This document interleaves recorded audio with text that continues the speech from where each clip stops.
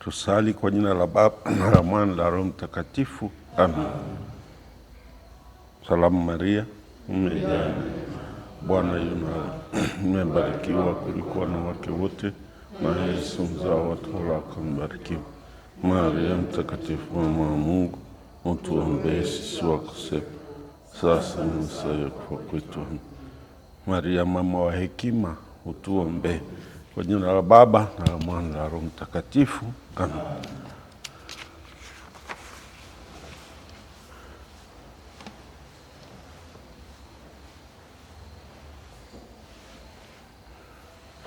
Karibu ndugu zangu kwenye kipindi chetu. Bado tunawashukuru wale ambao walituma maswali yao.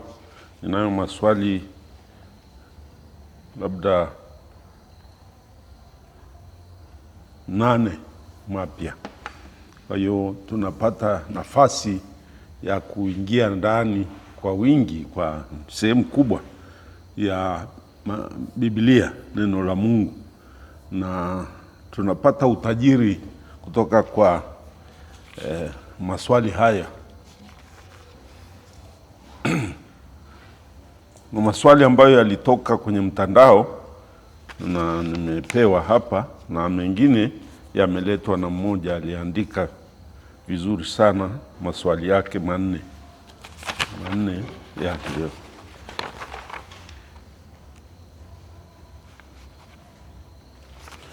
Nianze na yale ya mtandao. Sijui kama hakuandika ni mtandao, lakini naona haya yanatokana na mtandao. Nini chimbuko la kutumia ubani sasa katika ibada? Kuna uhalali gani kwa Wakristo kutumia ubani? Je, Kristo pekee si ndiye atakasaye? Kwanza hiyo ni kwanza. Ya pili, nini chimbuko la kutumia chumvi? Hii ni kitu kingine tena. Tuanze na swali la ubani. Hapa nimeshazungumzia ubani kwa kina sana miaka kadhaa iliyopita, sio wale waliokuwa hapo.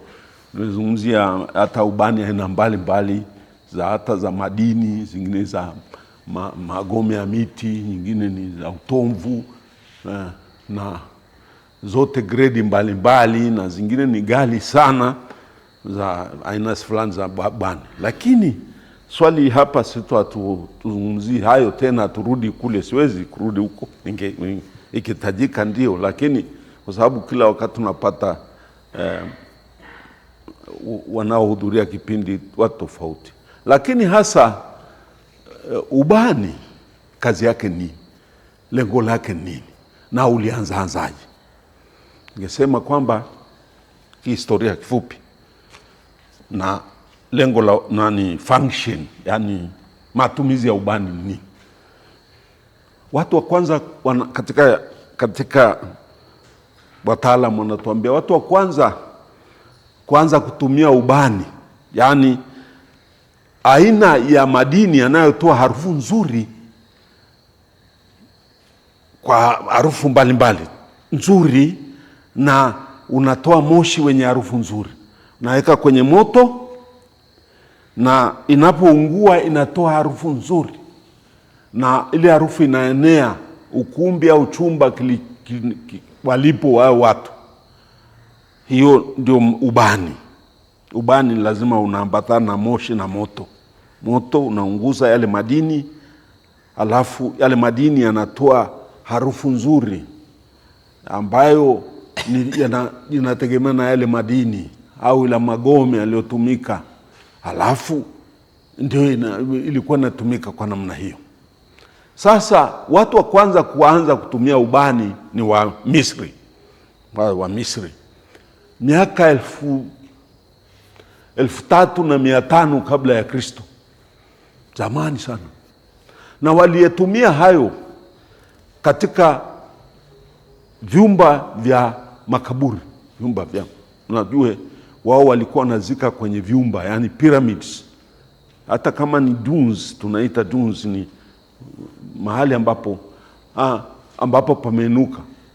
walikuwa wanafanya mwili ule, wanaondoa ile mambo ya ndani ya mwili, brain, the intestines, the guts, na kila kitu ambacho kinaharibika mapema, kinachooza, ndio inaitwa balming wanafanya. Kwa hiyo watu wakubwa walifanya embalming na waliondoa material ya ndani, wanajaza huko walichojua wao.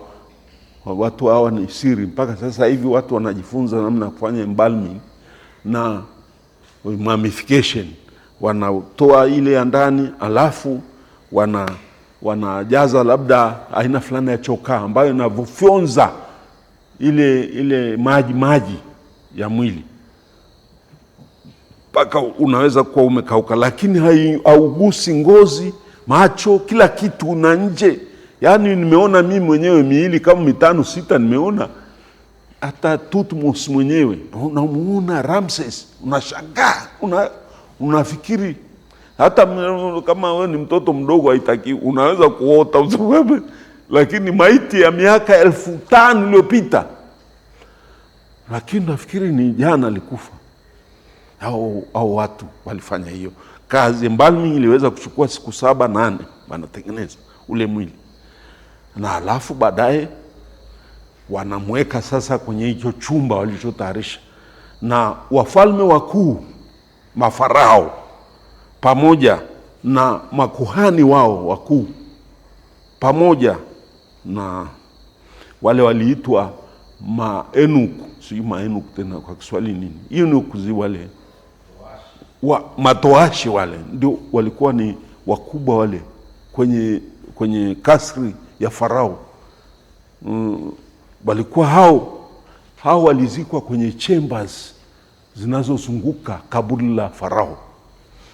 Sasa katika chemba hizo na ile kaburi la Farao walitumia material hiyo ya ubani ambao unaenea kama kuna stench. Unajua stench ni ya harufu mbaya, sio? That's English.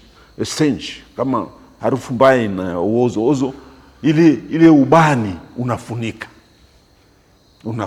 Kwa hiyo yule moshi unasambaa kwenye kile chumba, na hiyo ikatokea kwamba kwanza, kazi ya kwanza ilikuwa kuondoa harufu mbaya. La pili, ile harufu mbaya ni huko kwenye makaburi, lakini kwa nje ikaonekana kwamba Farao kama alikuwa na sifa kubwa. Farao wakubwa kama Thutmose, kama Ramses wa kwanza, wa pili, kama Akhenaton, wako mafarao wakubwa, walao nimejifunza huko. Wale ni wakubwa sana, wanajengewa piramidi likubwa, na huko ndani wanawekewa huko chumba.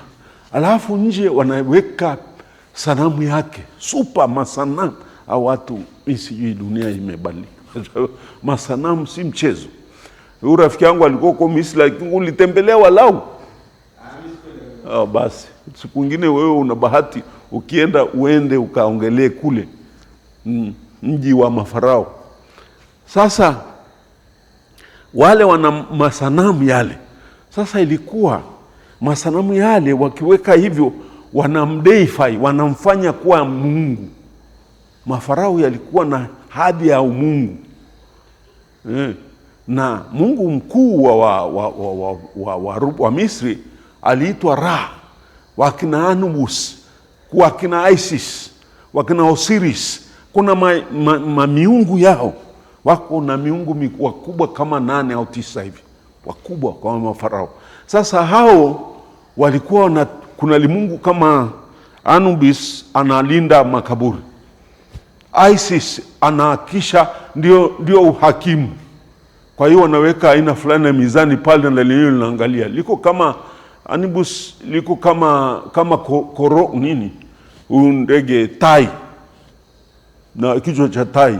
Huyo ni Mungu wao wa hukumu, na anakaa mbele ya scales, na moyo wako unawekwa hapa, na matendo yako huku, hali yako itakuwa ngumu kama. Sasa hayo ni miungu. Sasa ile miungu watu wanaoishi walikuwa wanawafukizia huo ubani. Kwa hiyo ubani ulitumika pia kuwaenzi miungu, kuabudu miungu. Kwa hiyo ukaanza kutumika kwa lengo la kuabudu, ukaingia kwenye kuabudu ubani. Kwa hiyo ulianza huko Misri, ukaenda ukaenea katika mataifa mengine, Babylon, ukaenda ukaingia kwa Wagiriki, ukaenda kwa hiyo ibada hizo, kwa sababu walikuwa wanafanya biashara na mawasiliano huko na huko, waliiga anything which is good. Kitu chochote kilicho kizuri naenda kufanya nyumbani kwako. Na kama mfalme anatembelea mfalme mwenzake, akaona mwenzake ana sanamu yake inafukiziwa, na anasema ngoja nitakwenda kuamuru wafukize.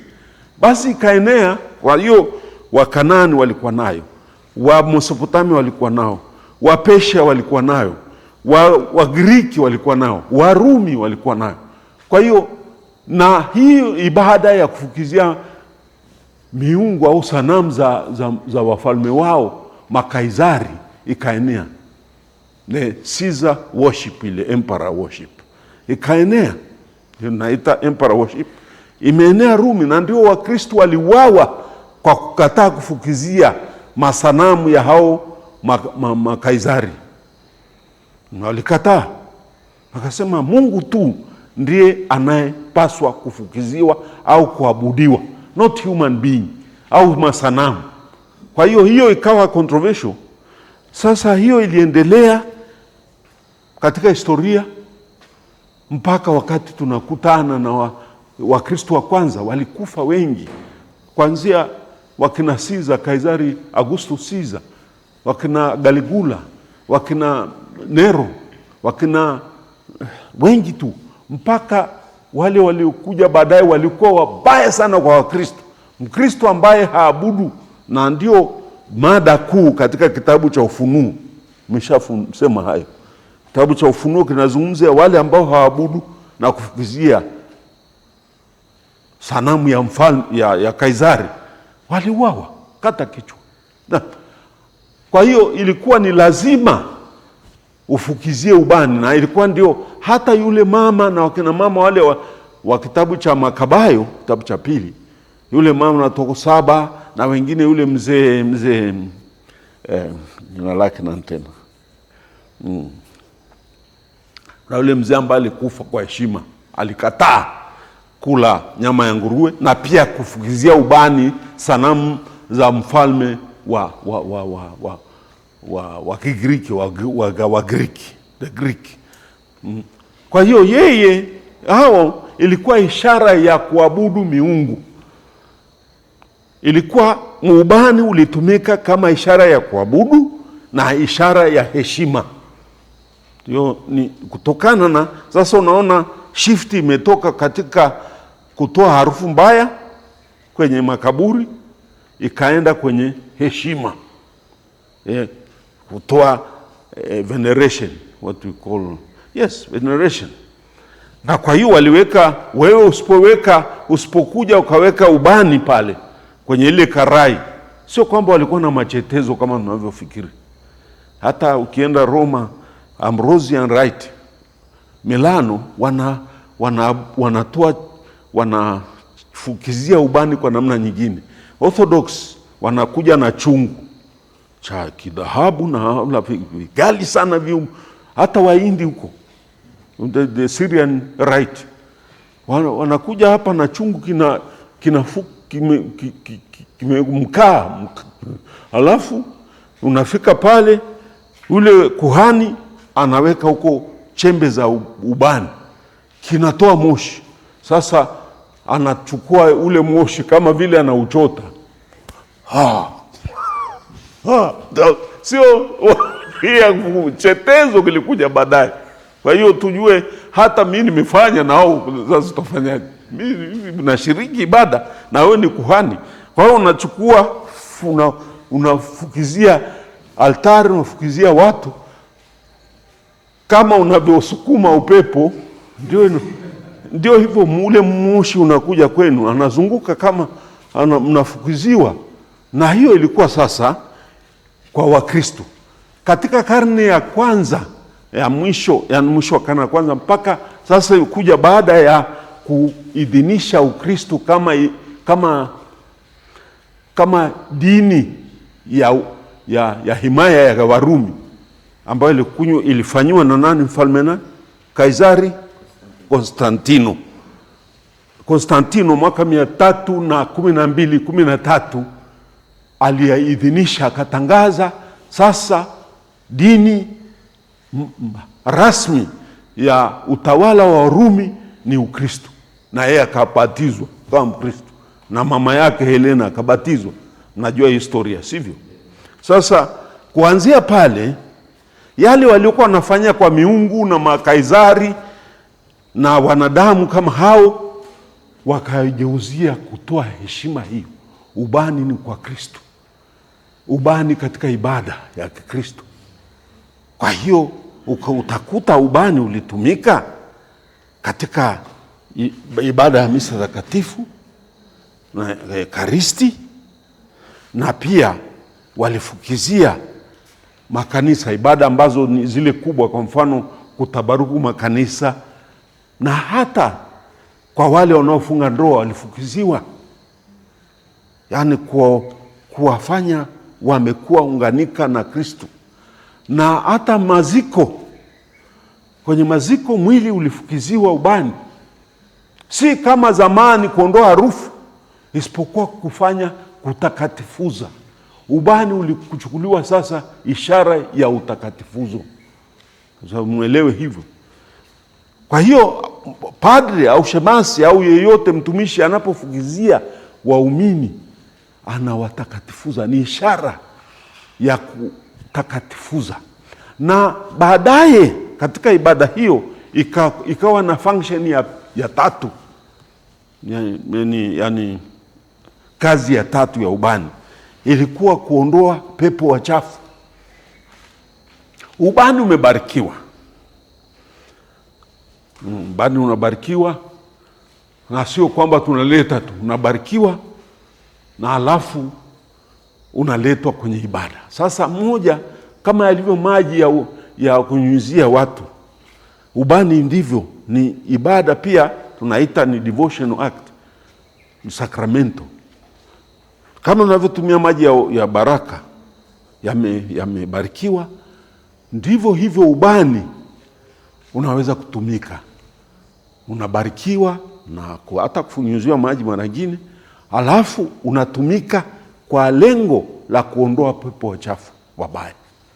Na Waislamu wenzetu, Uislamu ulikuja kwenye karne ya 6 sivyo, very late, na hao pia wakaiga huko, ila ngawa wamechukua ile mambo yao ya kimila na kitamaduni, ambao Waarabu wanapenda sana mambo haya manukato na nini, lakini walikuja kuingiza hata kwa Waislamu wanatumia ubani, lakini wao wanatumia ubani kufukuza shetani, the negative side, ambayo sisi hatuitumii kwa malengo hayo hasa. Ilipokuwa pia nyuma ya yote hayo tuna lengo la kutakatifuza. Kutakatifuza maana yake ni kuondoa mambo mabaya, sio? Nguvu za shetani, nguvu za nini. Kwa hiyo wenzetu wao wanaona hilo. Kwa hiyo Waislamu pia wanatumia ubani katika nia ya kuondoa pepo mchafuza, wanaamini majini mabaya na nini, kwa sababu wao pia wana majini mazuri ambao sisi tunaita malaika, hawana tradition yetu. Sasa hiyo ikaenea kila mahali kwa lengo la pili, the other side, ndio nimesema ubani ulitumika kufukuza pepo wachafu. Na kwa hiyo watu wengine walichukua wakaweka nyumbani kwao, wanatengeneza karai, aina ya karai, nimeona mimi aina ya karai, wanaweka kwenye sebule pale, alafu wanatumbukiza chembe za, kuna ubani wenye harufu kali. Yaani unajua hapa tunatumia ubani mwingine kwa kweli ni lowest grade ever. Kuna ubani unauzwa ghali sana huko, nimeona Roma huko, ambao ni ule unaochimbwa chini ardhini. Ni ghali. Labda kilo sijui labda dola 2,000, 1,000 na kuchukua kilo. Kwa hiyo ni ghali. Sasa wanachukua chembe 2, 3 wanaweka kwenye moto. Chumba chote harufu mpaka unaisikia kuna nani unakuja kuchungulia nani. Manake harufu nzuri sana kama waridi, kama nini.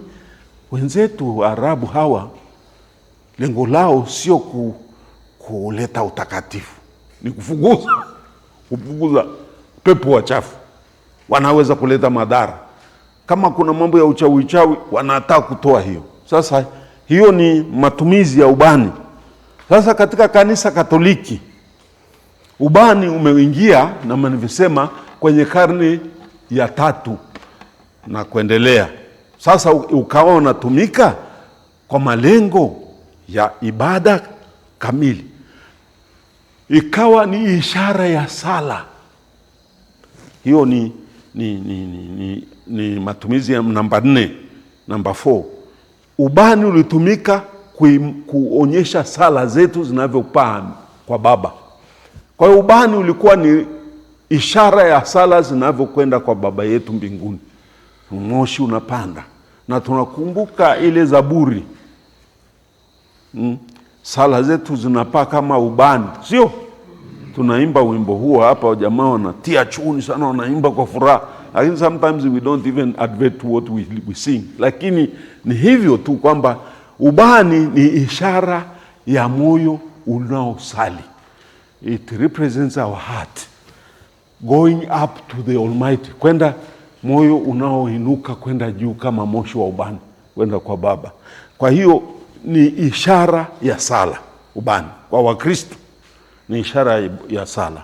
Licha ya utakatifuzo unawakilisha pia sala zetu. Kwa hiyo ukija hapa ukitaka kuonyesha kwamba kweli wewe unasali, unaomba sana, unaleta pesa. Na ndio maana watu wanaleta hela, wanasema hii fedha ya ubani. Sio ubani na wengine wapeleka kwenye mazishi wanasema hela ubani. Maana yake nini? Kuondoa harufu mbaya. Hapana, nadhani pengine, lakini hasa ni sala. Aende akaombe sala, kwa sababu hiyo ni labda hata kuwepo. Kwa hiyo inawakilisha sala yake kwa Mungu. Ndio kazi ya ubani. Na kwa hiyo kanisa Katoliki kuanzia karne ile ya 3 ya 4 imeanza kutumia ubani, na lengo lake ikimaanisha veneration, yani ibada, kuonyesha ibada ya hali ya juu, kuonyesha uwepo wa Mungu kati ya watu, kuonyesha utakatifuzo, kuonyesha sala, inawashisha sala zetu kwa Mungu. Ni kitambulisho. Na ndio hayo naweza kusema tu kwa hii shughuli ya ubani.